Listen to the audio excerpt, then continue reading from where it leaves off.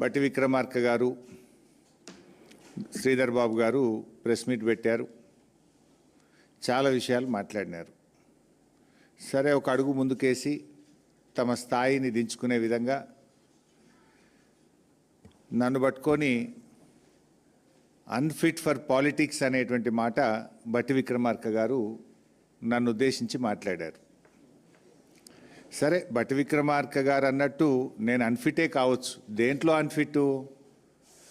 నీలాగా ఫైనాన్స్ డిపార్ట్మెంట్లో ఆర్థిక మంత్రిగా పనిచేసినప్పుడు 20%, 30% కమిషన్లు తీసుకోవడం నాకు రాలేదు. దాంట్లో నేను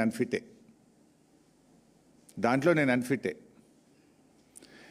మీరు బాగా ఫిట్టు ఇలా, ఎందుకంటే మీ ఫిట్నెస్ బయటపడ్డది కదా. ఫైనాన్స్ డిపార్ట్మెంట్ చరిత్రలో ఏ రోజు కూడా కాంట్రాక్టర్లు వచ్చి సెక్రటరియట్లో ఆర్థిక శాఖ కార్యాలయం ముందు ధర్నా చేసిన చరిత్ర ఏ రోజన్నా ఉందా?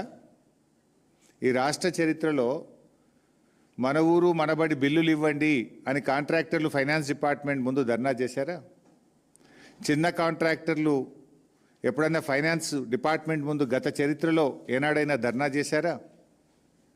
సర్పంచులు, మాజీ సర్పంచులు, మాజీ ఎంపీటీసీలు 10ల సార్లు ధర్నాలు చేసి అరెస్ట్లైన చరిత్ర ఈ రాష్ట్రంలో ఎప్పుడైనా ఉందా?